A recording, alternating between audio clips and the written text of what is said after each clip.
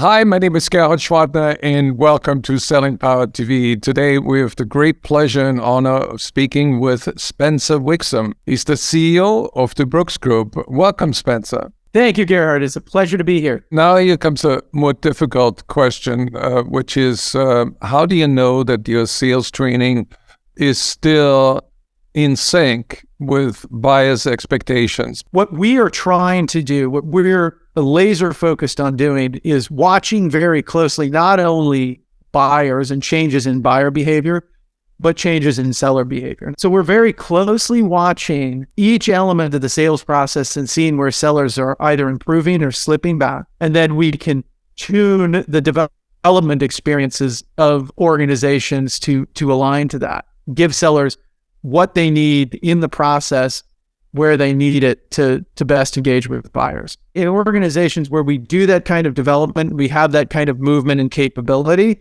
we see anywhere between a 10 to 20% improvement in performance or selling against target. How do you keep the Brooks Group relevant in the market and anticipate the changes and keep the Brooks Group future-proof?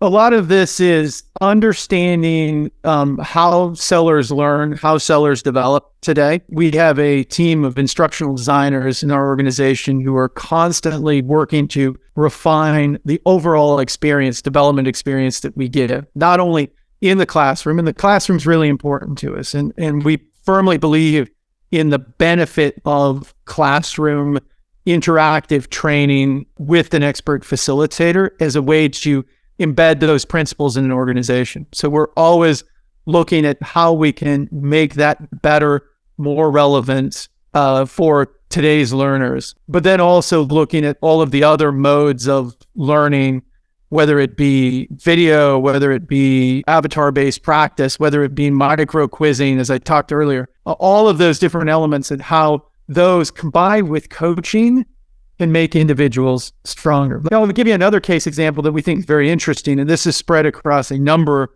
of organizations that we've worked with recently. I talk about that 10% give or take benefit that comes from going through a development process, like a training process. When you couple that with some of the digital reinforcement elements, that 10% jumps up to a 13% average benefit. And then when you couple an active coaching program around that, you get even a further average improvement on that. And that gets up above 15%. I totally agree. So how is ChatGPT going to change the game for companies? You know, it's interesting because just yesterday I was working on some outbound email activity with some of our people. We played around with this a little bit. We find when we ask ChatGPT to create the communication for us, we know before we send it out that it's not a particularly engaging. It doesn't feel real. It doesn't feel directed. Yeah. But one thing that I have seen with our sellers, when we have them create the purpose for the email, the idea, the message that they're going to engage that customer with, and they put that emotion or that passion into it, and then you say to ChatGPT, okay, here's what I have to offer to the market, to customers. Help me do it more concisely.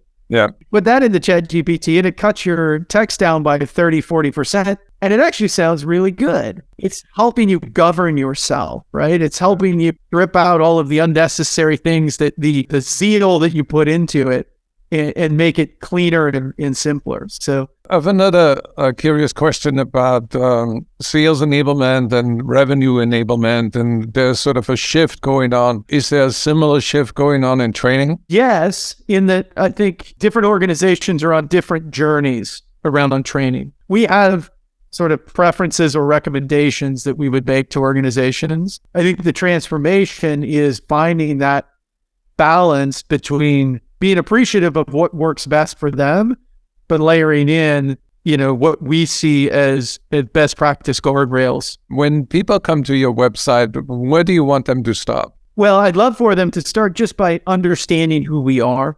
We express that right up front, what we're interested in doing, in understanding individuals through assessment, in developing them through training, and then reinforcing that through a number of other different programs. I think you can get an appreciation for that. Hopefully, people as well get an appreciation for the craftsmanship of our approach, the culture of our organization, and the care that we bring in developing and configuring the experience for each organization. We're trying to put always more out there, the market, educate more through our webinars, through our social postings, our writings, all of that. We've got a lot of new, interesting things on the horizon. So get in touch with us. Follow us on LinkedIn. You'll see a lot of the new, exciting things that we're putting out there. So I encourage everybody to go to thebrooksgroup.com.